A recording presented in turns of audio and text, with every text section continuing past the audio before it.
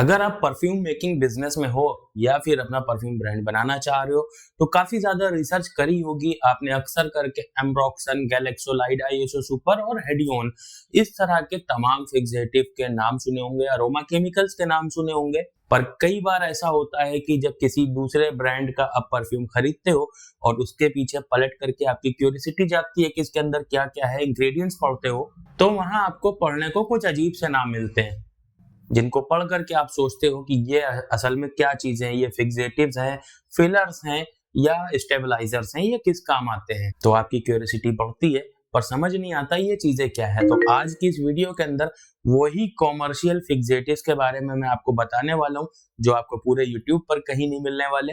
तो ध्यान से इस वीडियो को देखना, इसके बिल्कुल मत करना, हो सकता है कि आप इससे कोई अच्छा फॉर्मूला जनरेट कर पाओ। तो सबसे पहले एक चीज को समझ लो, आप चाहे 200 रुपए का परफ्यूम खरीद रहे हो, 2000 का या 5000 रुपए का, जो उसके पीछे आप इंग्रेडिएंट्स के बारे में पढ़ते हो वो एक्चुअल फिक्सेटिव्स नहीं होते हैं, वो फिलर्स होते हैं या कहीं कहीं पर स्टेबलाइजर्स के नाम लिखे होते हैं और मेन इंग्रेडिएंट्स अल्कोहल और फ्रेग्रेंस ऑयल के बारे में लिखा होता है। असल गेम छुपा होता है उसके ऑयल के अंदर कि उसकी बॉडी किस तरह से दी गई है, उसको बैकबोन किस तरह से दी गई है, वो सब वहां पर होता है। वो कोई पूरा परफ्यूम का फॉर्मूला नहीं होता।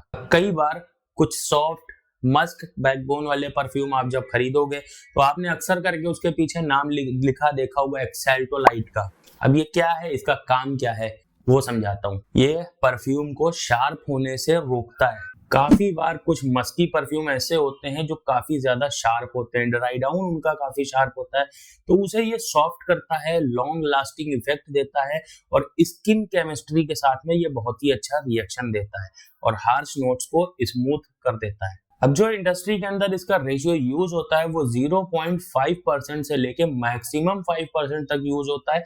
अगर इससे ज्यादा यूज किया जाएगा तो परफ्यूम फ्लैट हो सकती है। एक बहुत ही कॉमन नाम है, बहुत ही अफोर्डेबल केमिकल है, इसका नाम है इथाइल ब्रासिलेट। कई बार ये मस्की परफ्यूम में एक फिलर का काम भी करता है और कई बार एक मस्की परफ्यूम की का जो बैकग्राउंड होता है, उसकी जो बॉडी होती है, उसको और ज्यादा मजबूती देने के लिए भी काम करता है। लॉन्ग लास्टिंग है पर बहुत ज्यादा लॉन्ग लास्टिंग नहीं होता है, पर थोड़ी बहुत लॉन्जिविटी को ये बढ़ा देता है, थोड़ा सा सॉफ्टनेस लेकर के आता है, ड्राई डाउन को स्मूथ करता है और ये सच में बहुत परफ्यूम्स के अंदर आपको लिखा मिल जाएगा इथाइल ब्रासिलेट बहुत ज्यादा यूज होता है।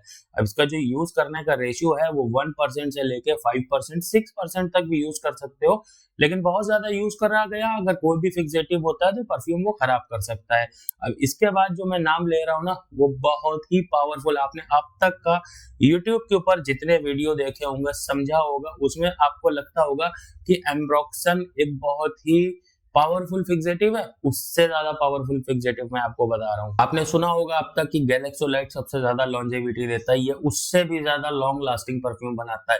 बहुत बार आपने ऐसे परफ्यूम देखे होंगे जो ऊद बेस्ड हैं, वुडी हैं या अंबर बेस्ड हैं, उनको आपने जरा से भी अगर स्किन पर लगाया तो एक एक हफ्ते तक उनकी खुशबू नहीं जाती, प्रोजेक्शन भी बहुत ज्यादा स्ट्रांग होता है। तो ये काम जो है ना, ये वुडी, अंबर, इस टाइप के परफ्यूम के अंदर यूज किया जाता है। एक बहुत ही पावरफुल, समझ लो पावर हाउस कह लो फिक्सेटिव्स का। थोड़ा सा नाम लेना डिफिकल्ट होता है इसका, नॉरलिम्बानोल, ये फिक्सेटिव्स का नाम है। ये वुडी अंबर परफ्यूम का पावर हाउस है, बस ये समझ लो। बहुत ही पावरफुल मॉलिक्यूल है और जितना ज्यादा ये पावरफुल है इसको हैंडल करना भी उतना ही ज्यादा डिफिकल्ट है। लेकिन जिसको इसे हैंडल करना आ गया वो बहुत तगड़े तगड़े फ्रेग्रेंस क्रिएट करता है। मैं आपको बता रहा हूँ, ये थोड़ी सी शार्पनेस जरूर लेके आता है, लेकिन इसकी शार्पनेस को दूसरे फिक्सेटिव्स के ब्लेंड के साथ में ब्लेंड करके चीजों को सही किया जा सकता है। वुडी में बहुत अच्छा काम देता है, इसका ड्राई डाउन बहुत ही अच्छा होता है, लेकिन अगर थोड़ा भी ओवरडोज हुआ तो पूरे परफ्यूम को ये बर्बाद कर देगा। बहुत कम ऐसे फिक्सेटिव होते हैं जो काफी ज्यादा लॉन्ग लास्टिंग हो, क्योंकि लॉन्जिविटी के लिए चाहिए मॉलिक्यूल का वेट। अब मॉलिक्यूल का वेट हैवी होगा तो जाहिर सी बात है प्रोजेक्शन डाउन होगा। कुछ ही ऐसे फिक्सेटिव होते हैं जो प्रोजेक्शन और लॉन्जिविटी दोनों में एक्सट्रीम लेवल काम करते हैं, ये ऐसा ही फिक्सेटिव है। पर यहाँ पर बहुत लोगों का सवाल होगा तो क्या सर अपने इंस्पायर्ड फ्रेग्रेंस ऑयल में ये फिक्सेटिव को डाल करके परफ्यूम बनाएंगे?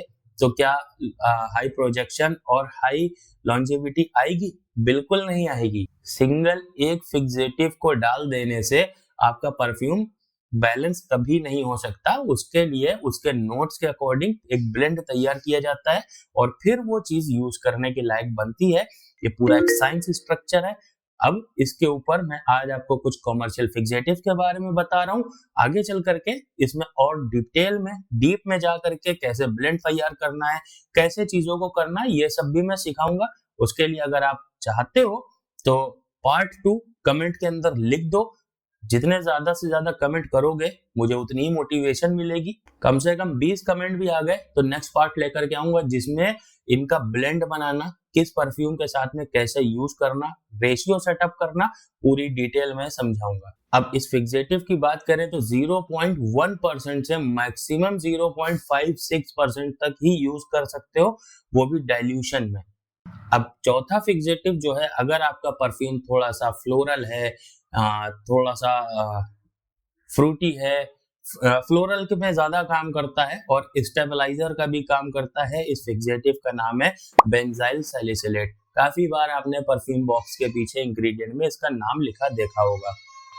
थोड़ा सा स्वीट फ्लोरल है, इसका नेचर जो है ना वो काफी ज्यादा ये थिक होता है। अगर ज्यादा यूज किया है ना तो आपका परफ्यूम वो ऑयली वाली अतर वाली वाइब भी देने लग जाएगा और इतना स्ट्रॉन्ग है। मैं आप लोगों को एक चीज दिखाता हूँ। मैं नॉर्मली इस तरह की बॉटल्स का यूज करता हूँ अभी फिक्सेटिव को रखने के लिए। आपने देखा होगा मेरी टेबल पर, ठीक है। कुछ मेरे पास में ऐसी बॉटल्स भी हैं, जैसे कि ये DHM है, ठीक है। ये प्लास्टिक बॉटल है और इसका जो ये है ये पूरा प्लास्टिक का है। बेंजाइल सैलिसिलेट इसके अंदर रखा, मैंने इसके अंदर डाला। नेक्स्ट डे जब इसे ओपन किया तो पूरा ये गायब था, गल के उसी में मिल गया। मैंने अंदर देखा, पूरा उसको फिल्टर किया, कहीं पर नहीं। इसीलिए मैं हमेशा भी वीडियो में कहता हूं कि परफ्यूम का सिर्फ रोल मत समझो, उसका नेचर भी समझो। बेंजाइल सैलिसिलेट फ्लोरल फिक्सेटिव कह सकते हो, लॉन्ग लास्टिंग भी बना देता है, ये एक सपोर्ट प्रोवाइड करता है और एक स्टेबिलिटी भी इंप्रूव करता है। इसका यूज 1% से लेके मैक्सिमम 5%, पर मैं सजेस्ट करूंगा 1 to 3% मैक्सिमम यूज करो, इससे ज्यादा यूज मत करना। कई बार 8% तक भी यूज होता है, लेकिन वो केसेस अलग हैं। अगर कॉमनली यूज करने की बात करूं तो मैं 1% से 3% तक ही सजेस्ट करूंगा। अब एक ऐसे फिक्सेटिव की बात करूं जो लगभग आपने हर एक परफ्यूम के बॉक्स के पीछे लिखा देखा होगा। सबके पीछे नहीं कह रहा हूँ, मैक्सिमम ज्यादातर परफ्यूम के बॉक्स के पीछे लिखा देखा होगा ट्रिथाइल साइट्रेट यानी TEC। ये एक साइलेंट स्टेबलाइजर है। ये ज्यादातर लगभग अगर बात करूं तो ये ओडोरलेस ही होता है, लेकिन इसका काम परफ्यूम को लॉन्ग लास्टिंग या हाई प्रोजेक्शन प्रोवाइड करना नहीं होता है। इसके नेचर को यूज किया जाता है परफ्यूम के लिए, ना कि फिक्सेशन के लिए।